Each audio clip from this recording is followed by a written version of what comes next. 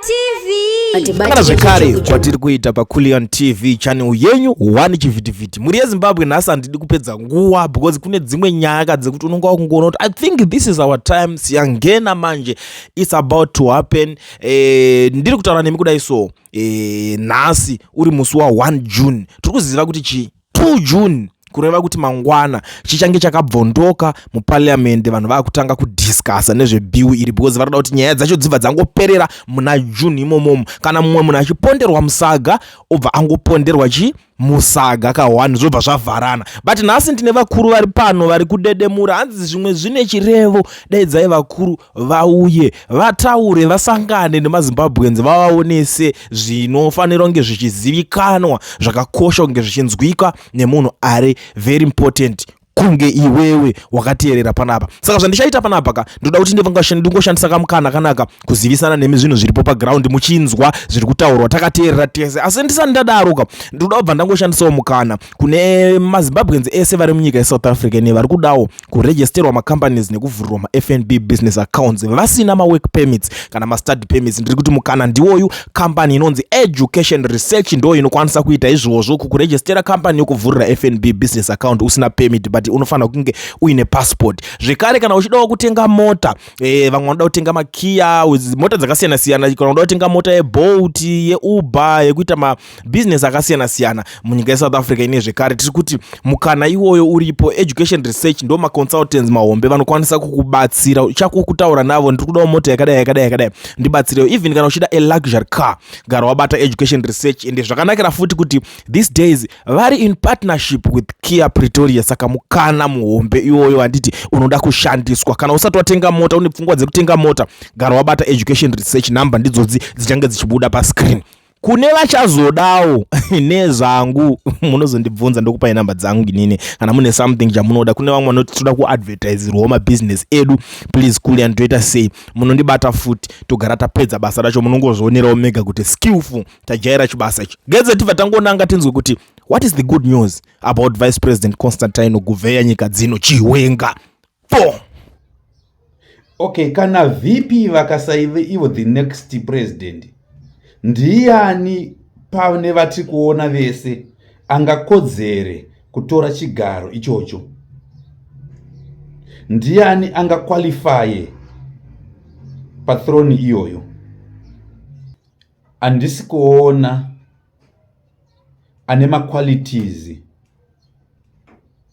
ekuti angagare akatonga nyika zvakanaka kudarika VP. Because vanhu vakaita sana Tagwirei vakatodisqualifyiwa mumaziso maMwari.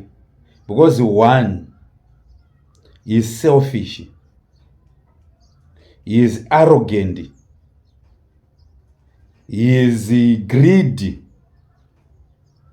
he is cruel. Munhu wekuti haana basa nekuti vamwe vari kurarama sei. Haziwo ma-qualities of a leader. He can't be a president. He can't be God's choice.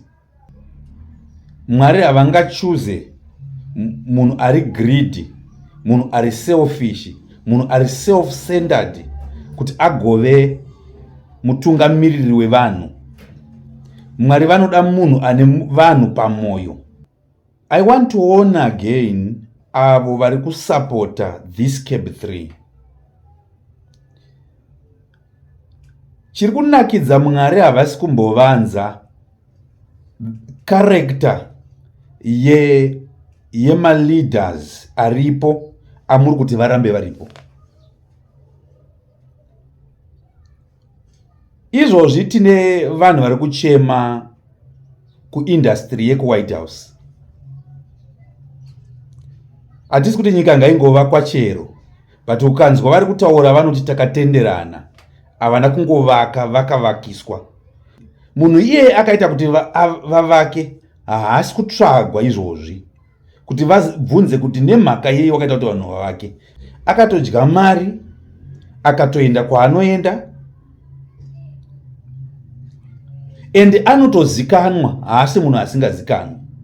But hapana ari kumubvunza kuti mari dzevanhu ava wakaisepi, ndiani akakupa mvumo yekugadzira vanhu apa? Ivo havana basa nemajority, vane basa negurupu ravo ivo. Agona kuita madhiri ake akabudirira kutora mari kuvanhu. Ndotofungidzira kuti vanenge vanotoita shake hands kuti apa warova gemu rakapenga.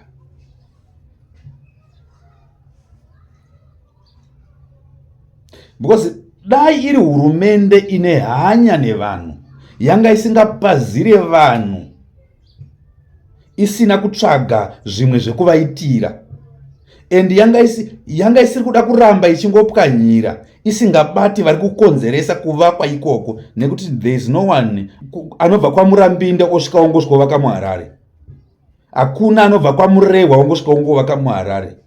Panenge paina somebody ane influence ari kuvanyebera ovatsotsa. Havana basa nezvikutaurwa musi wa30 June kunyika yeSouth Africa. Vane basa neCAB 3 muParliament musi wa30 June.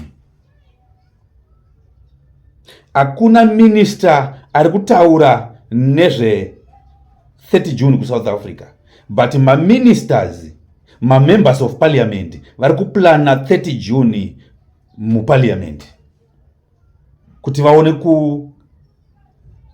extenda term of office. Term of office kwavari hainei neupenyu hwevanhu, asi zvine chekuita neupenyu hwavo. There are a lot of examples zvinongoratidza kuti havana vanhu